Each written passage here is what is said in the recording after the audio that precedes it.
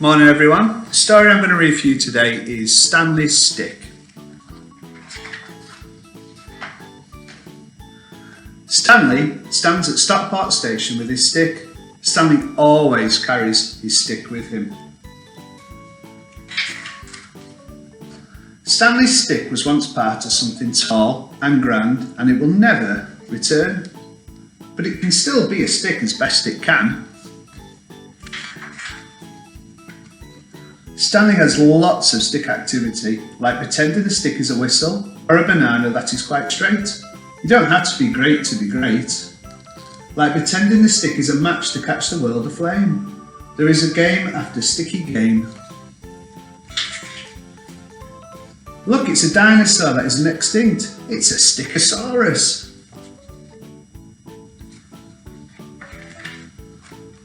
Stanley has tried out some names for his stick, like Starry and Moon, but all those names are the wrong shape.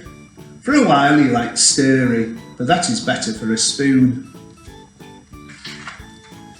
Stanley's stick is good for writing in the sand in the languages only Stanley can understand. And 4 times now he's used his stick to pick up slugs on the pathway, platform or pavement, thus saving them from a fate worse than feet. Stanley's friend Bertie has some string, and sometimes they tie the string to the stick's end and pretend to go fishing.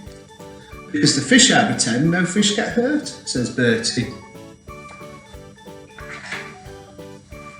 So here is Stanley standing on the station taking his stick for a short stay, at the side of the sea with his mum and dad. The train pulls in, and down at the beach, Stanley goes down to the side of the tide. His folks take stock of Stanley standing in the sand, stick in hand. What is he doing? Maybe the boy thinks it's time for the stick to be taken for someone else to enjoy. Stanley hurls his stick into the wide tide. Gosh, what a tiny splash for something that's been so big in Stanley's days. The sea picks up the stick and tucks it into itself. Stanley is stickless. The next morning, back at their spot on the beach, the tide is out. Stanley treads towards the spreading sea. Boats ride sea back out on the distance. Stanley decides to look for interesting sticks, for other sticks which have been carried twiggy-back upon the turning tide. Soon he stumbles upon a stick alone upon the shore.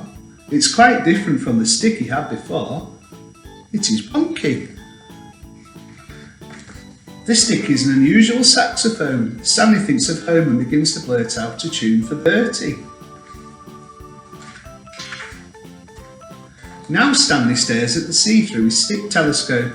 It is wonky, and this stick Stanley knows the name of. It is called Fantastic. Stanley's Fantastic. I love that story so much because it's all about taking something simple and using your imagination to turn it into something amazing. And sticks are brilliant because they're free. You can find them anywhere. And here's my stick. So I found this stick this morning on my way to work, and all I've done is I've cut some little hair for him, and I've stuck some eyes on him. So he's my little stick person. Hello. And I'd love to see on our Facebook page you sending some photos in of you doing something amazing with a stick. It can be anything you can think of, just as long as you use your imagination. See you soon. Bye bye.